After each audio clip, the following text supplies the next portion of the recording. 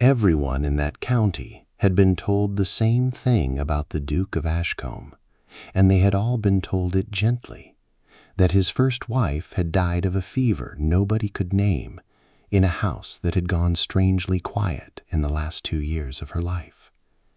Nobody ever said what they truly believed. They didn't have to. Then the Duke married again to a girl of 19 who had been ruined in the spring, and by winter, Charlotte Ashworth put down her fork at a table of 26 guests and did not pick it up again. Nobody thought she was tired. Every one of them thought they finally understood. Before we start, tell me in the comments where you're watching from tonight and what time it is where you are. I read every single one. And if stories like this keep you company, hit subscribe. It takes 2 seconds, and it means everything to this channel. She had been hiding it since November, a heel of bread before the house woke, and she could carry a breakfast. Carry a breakfast, and she could carry a dinner. What she couldn't survive was a roast carried past her chair on a night in January, with 26 guests in the room, and the smell thick enough to taste. She turned her face to the window, held her napkin to her mouth, and counted to 12. When she lowered it, the whole table had already looked away, the way a room does when everyone decides in the same instant they'd better not be watching. Her husband, 4 seats down, was not looking at her either. He was looking at the Countess of Marrow, whose face was arranged into something warm and pitying and unmistakable. Charlotte understood, in that second, exactly what the rest of the winter was going to look like. "Margaret," the Duke said across the table, in a voice that didn't need to rise, "you're staring at my wife." The Countess flushed. "She hasn't been well since November. My physician has seen her twice. There is nothing interesting about it, and I'd like it to stay that way." He turned to Charlotte. "You may go up if you like." "I don't want to." "No," he said. "I didn't think you would." That night he came to her rooms as he always did, knocking, which a man in his position never had to do. "I know they won't believe it's mine," he said quietly. "My first wife was married to me 8 years with no child, and this county decided within 4 of them exactly whose fault that was. They never once said it to my face. Now there will be a child in this house by June, born to a girl who was ruined in the spring and married in haste in the autumn. I could not have arranged worse facts if I'd tried for a week. You knew that in October. I knew it in October, and I married you anyway, and not one person in England will believe that either." What had happened to Charlotte in April had taken 20 minutes. A man 12 years older, a locked door that opened before anything could happen, a woman who saw only what looked wrong and told 3 friends by the end of the week, out of kindness. By June, no house in 2 counties would receive her. The man went quietly to the continent. Nobody blamed him at all. The county settled on its story within a fortnight and never once said it aloud. That was the method. Everything arranged, so nothing ever had to be spoken. Charlotte came home one afternoon from being prayed for by a stranger outside the milliner's and sat in the dark and felt something she didn't recognize. Not shame, not grief, a cold, clean anger. Her husband found her there. "What do you actually want to do about it?" he asked, the first time in 5 months anyone had asked her that. "Everyone is being so kind to me," she said. "That's the whole of what's happening, and I've worked out what the kindness is for. It's what people do when they've already decided a girl got away with something, and being gentle costs them nothing." I've been perfectly composed in front of every one of them, and a woman with nothing to hide behaves exactly like a woman with everything to hide. I've been doing the second one and calling it dignity. He told her there was one person who might help, his first wife's sister, Beatrice, who hadn't spoken to him in 4 years. Beatrice arrived unannounced, in a hired chaise, and looked at Charlotte for a long moment before saying a word. "You're further along than I was told. I haven't come to ask you one question about the child, in this house or anywhere else." Then, quieter. "My sister lived in this house 8 years, and nobody ever came to ask what she thought about any of it. I've come to ask you."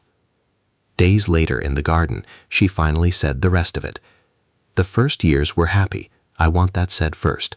Then there was no child, and by the 6th year, my sister stopped going out.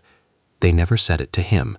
They said it to her, not aloud, just in the way a room looks at you, and she carried that for 2 years. Then the county changed its mind, decided it was him, and that was worse, because now there was no sentence she could say in his defense, not one word, ever, in 8 years. And it ate her. She took a fever in the 8th winter, and she didn't fight it. Charlotte stood at the wall a long moment. You haven't come to accuse him.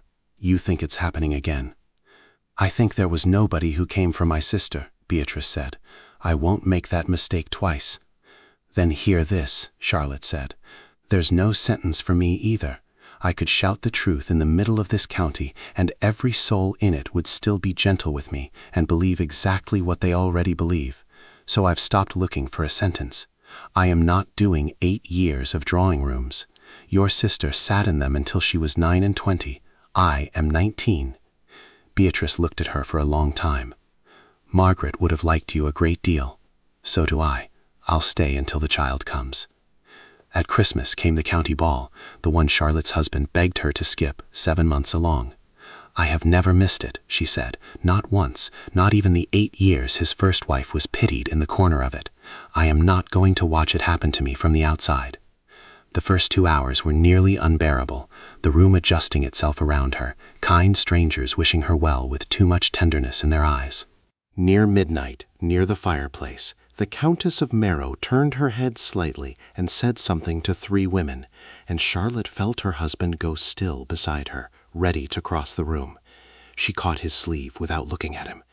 If you cross that hearth, everything they've believed becomes true by midnight. Stand still, count to 20. Then she walked around the fireplace herself, 7 months gone, and stood directly in front of the Countess. Margaret, she said, in a voice loud enough for 30 people to hear, you've been so kind to me all winter. I've never once thanked you properly, so I'll do it now in front of these ladies, because I've learned this year that every kindness I was given when I wasn't in the room to receive it. I'd like just once to say thank you at a distance of 2 feet instead of 20. She held out her hand. Good evening, Margaret. I hope you'll call in the spring. The Countess took it because there was nothing else she could do, and 30 people watched her take it.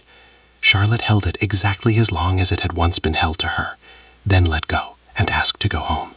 Her legs held until the carriage. That won't change anything, her husband said in the dark carriage. I didn't do it to change her, Charlotte said. I did it because I was about to spend my whole life as the woman who stood quietly in the corner while it happened to her. And now I'm not. And because you were about to cross that hearth, and I've watched what happens to a woman when her husband never crosses anything. It ate his first wife whole. So I made a poor version of a third way, out of nothing, in front of 30 people, and it's the only thing anyone in this family has done about any of it in 8 years. The child came in April, small, loud, entirely well. Her husband sat by the window with the bundle in his arms and said nothing for a long time. When Beatrice asked her name, Charlotte said it without hesitating. Margaret. You needn't, Beatrice said quietly. I know I needn't, said Charlotte. Nobody in this house has said her name aloud since I arrived, not once. I won't let this child be the next silence. Her name will be spoken here 40 times a day, and in a year, no one will remember it was ever difficult. The county came in May, not to apologize, because nobody ever did, not once, as long as Charlotte lived, but to see the baby. And there is no possible way to be sorry for someone in front of a child who is simply, obviously, loudly alive. The Countess of Marrow called on the 9th, held the baby for 10 minutes, and at the door said only, I have thought about that evening a great deal, and I don't believe I could say anything more about it without spoiling what little good has come of it. She called every month for the next 30 years and never once mentioned it again. Years later, Charlotte said to Beatrice, It's vanished entirely. People who were sorry for me to my face that Christmas would swear today they never thought a thing, and they wouldn't even be lying. That's the part nobody believes until they've watched it happen, Beatrice said. A room simply stops holding a thing, and everyone in it walks away certain they never held it at all. Margaret got 8 years of it, and no ending. There's nothing to be done about that now. If Charmotte's story kept you company tonight, hit that like button and send it to somebody who's tired of heroines who wait to be rescued. This channel is for the ones who rescue themselves. Tell me in the comments, was Charlotte right to force that moment at the ball, or should she have left the silence run its course? I read every single answer. And if you want more stories like this one, subscribe right now. It costs nothing, it takes 2 seconds, and it's the only reason this channel keeps going. I'll see you in the next one.